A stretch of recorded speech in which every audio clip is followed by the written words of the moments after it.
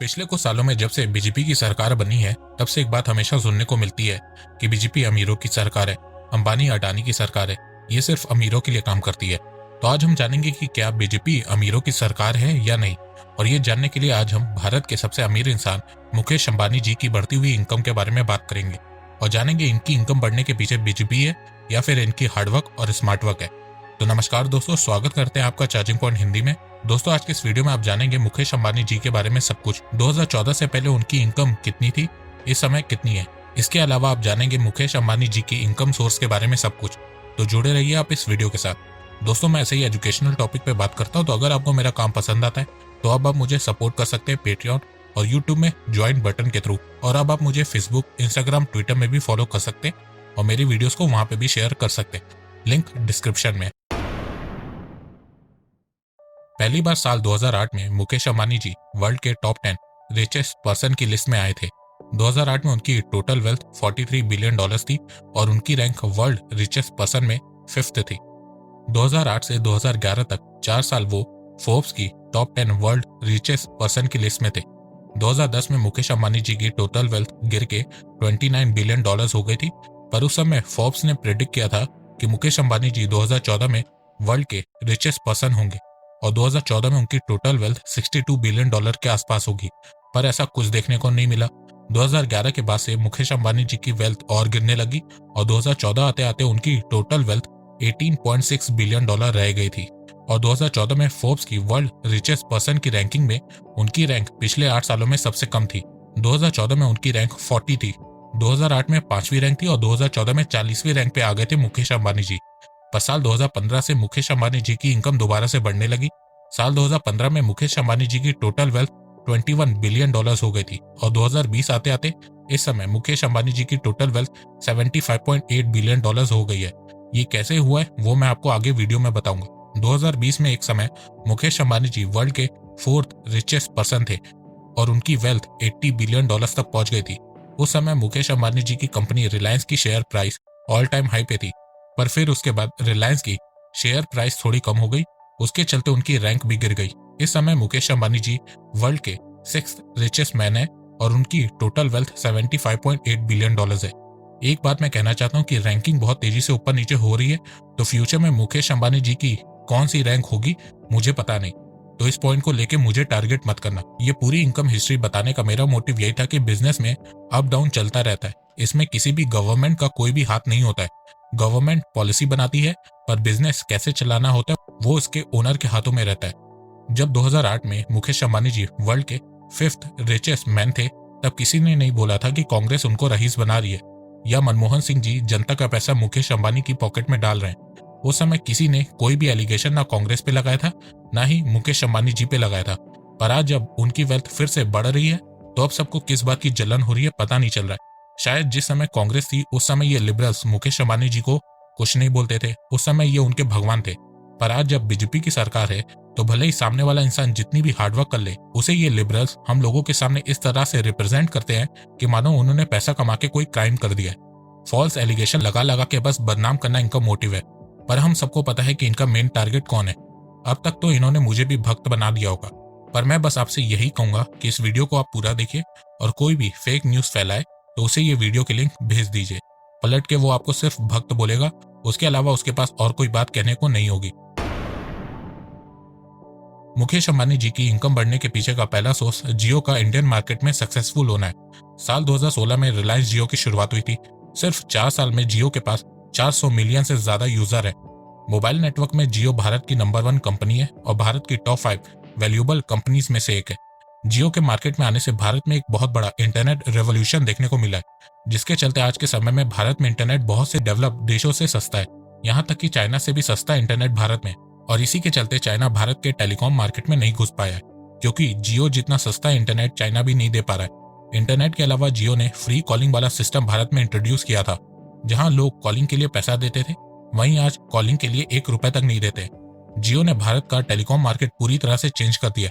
जहां telecom companies भारतीयों को लूटा करती थी, वहीं जियो ने 1 साल 4G इंटरनेट फ्री में दिया था। अगर जियो के खिलाफ बाकी टेलीकॉम कंपनीज कंप्लेन नहीं करती तो जियो 6 महीने और फ्री में इंटरनेट देने जा रहा था।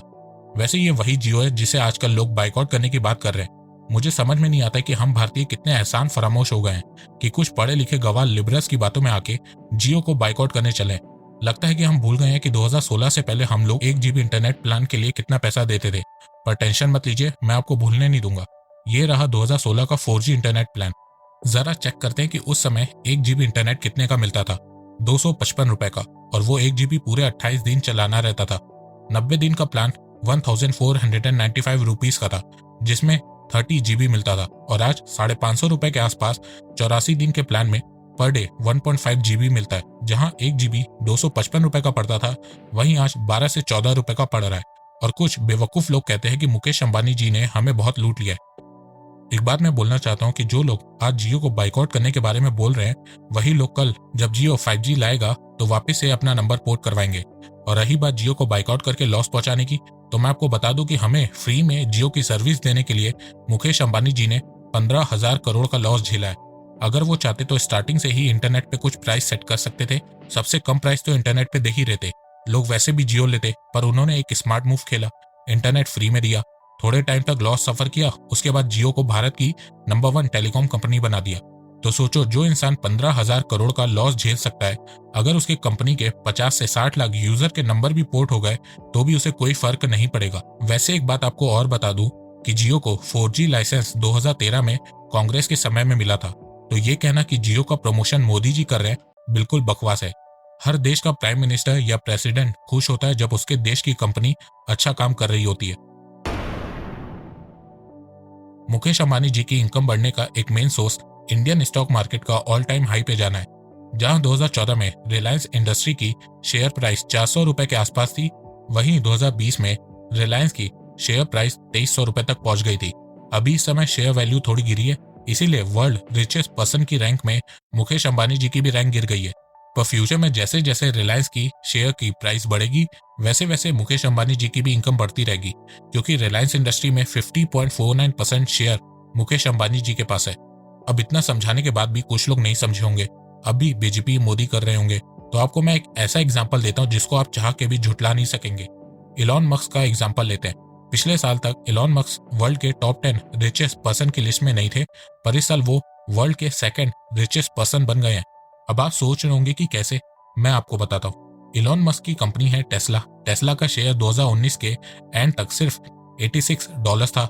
2020 के एंड तक ये $633 हो गया। जहां 2020 के स्टार्टिंग में वर्ल्ड रिचेस्ट की रैंकिंग में उनकी रैंक 35 थी, वहीं साल खत्म होते होते इलॉन मस्क की रैंक सेकंड हो गई है। इलॉन मस्क ने इस साल $100 बिलियन से ज्यादा कमाया है, और ऐसा आज तक किसी ने नहीं किया है। इसे कहते हैं स्टॉक मार्केट की ताकत। और यही समझाने के लिए मैंने इलॉन मस्क का एग्जांपल दिया है। और हाँ, एक बात और, अमेरिका में किसी ने ये नहीं बोला है कि डोनाल्ड ट्रंप की वजह से ये हुआ है। भारत में अगर किसी के साथ ऐसा हुआ होता तो उसे लोग स्कैमर की लिस्ट में डाल दिए होते, या फिर उसे बीजेपी या मोदी जी से लिंक कर दिए होते। एक बात और, अगर आपको स्टॉक मार्केट के बारे में जानना है तो मैं आपको 4,720 रुपए का कोर्स फ्री में दे सकता हूँ। उसकी लिंक डिस्क्रिप्शन में। आप आराम से स्टॉक मार्केट के बारे में पढ़िए, समझिए और फिर इन्वेस्ट करिए। इस साल मुकेश अंबानी जी की इनकम बढ़ने के पीछे का सबसे बड़ा कारण दुनिया भर की बड़ी बड़ी कंपनीज का रिलायंस इंडस्ट्रीज में इन्वेस्टमेंट करना है। साल 2020 में जब मुकेश अंबानी जी ने जियो के स्टेक्स को बेचने की बात कही थी, उसके तुरंत बाद दुनिया भर की बड़ी बड़ी कंपनीज ने जियो में इन्वेस्ट करना स्टार्ट कर दिया था। साल 2020 में मुकेश अंबानी जी ने जियो के 25% स्टेक सेल किए, और उससे उन्हें 1,17,588 करोड़ रुपए का इन्वेस्टमेंट मिला। जियो में फेसबुक, इंटेल जैसी बड़ी बड़ी कंपनियों ने भी इन्वेस्ट किया है। वहीं साल 2020 में रिलायंस रिटेल से मुकेश अंबानी जी को 32,197 करोड़ का इन्वेस्टमेंट मिला है। इसके अलावा मुकेश अंबानी जी ने 53,000 करोड़ का राइट्स भी बेचा है।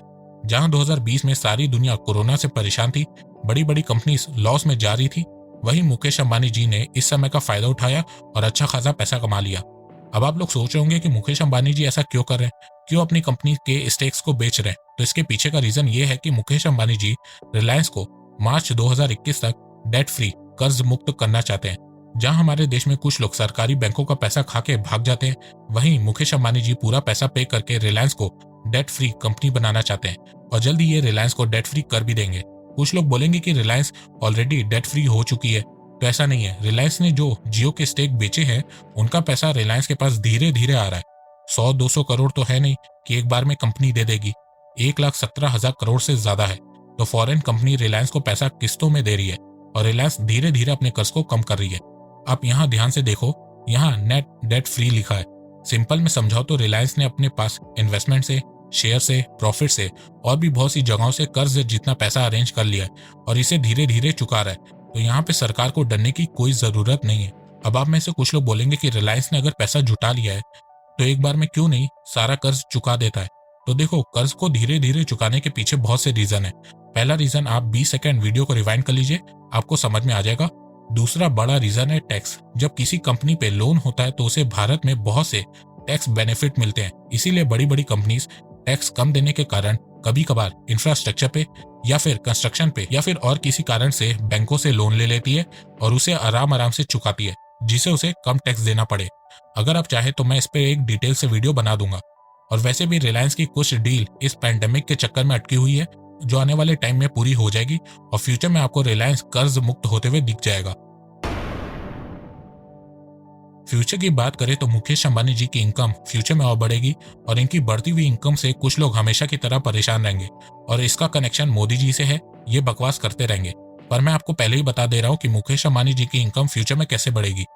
देखो, फ्यूचर में रिलायंस और सऊदी अरमैको के बीच रुकी हुई $15 बिलियन की ऑयल डील कंप्लीट होगी तो उसे रिलायंस की शेयर प्राइस मार्केट में और बढ़ेगी और इससे मुकेश अंबानी जी की भी इनकम बढ़ेगी। ये डील पहले ही हो जाती, पर चाइना ने 2020 में जो न्यू ईयर गिफ्ट पूरी दुनिया को दिया है उसका इम्पैक्ट अभी तक देखने को मिल रहा है। पता नहीं 2021 में चाइना कौन सी बीमारी गिफ्ट करेगा। चाइना के गिफ्ट के कारण पूरी दुनिया में लॉकडाउन हो गया, जिसके चलते पेट्रोल और डीजल कंजप्शन गिर गया।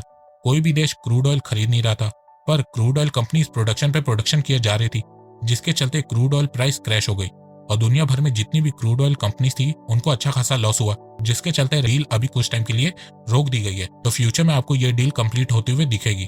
इसके अलावा फ्यूचर में रिलायंस रिटेल बिजनेस बढ़ाने जा रहा है। उसके अलावा जियो 5G पे काम चल रहा है, तो जो लोग बाइकआउट जियो चिल्ला रहे हैं उनके घर में रिलायंस 5G का कनेक्शन नहीं देगा, उल्टा एक ऐसी मशीन लगाएगा कि एक तरफ से 4G कनेक्शन जाएगा और दूसरी तरफ से आपको 2G कनेक्शन मिलेगा। मजाक कर रहा हूँ, दिल पे मत ले लेना। तो दोस्तों, जैसा आपने देखा कि मुकेश अंबानी जी की इनकम बढ़ने के पीछे का कौन कौन सा सोर्स है और साथ में आपने ये भी जान लिया कि किन कारणों की वजह से उनकी इनकम फ्यूचर में और बढ़ सकती है। तो अब आपसे कोई भी बोले कि बीजेपी के कारण मुकेश अंबानी जी की इनकम बढ़ रही है या बीजेपी अंबानी की सरकार है, तो उसे ये वीडियो शेयर कर देना। तो दोस्तों, मुझे लगता है कि अब आपको सब समझ में आ गया होगा। तो अगर आपको ये वीडियो पसंद आए तो आप इस वीडियो को लाइक कीजिए और अब आप मुझे सपोर्ट भी कर सकते हैं पेट्रियन और यूट्यूब में ज्वाइन बटन के थ्रू। एक बात मैं कहना चाहता हूँ, आप जितनी मेरी वीडियोस को शेयर करेंगे उतनी ही रीच मेरी बढ़ेगी और उतने ही लोग मेरे से जुड़ेंगे। तो वीडियो को शेयर करना, चैनल को सब्सक्राइब करना बिल्कुल भी मत भूलिएगा। मैं ऐसे ही एजुकेशनल वीडियोस लाता रहूंगा आप लोगों के लिए। तो अभी तक के लिए बस इतना ही। धन्यवाद। जय हिंद, जय भारत।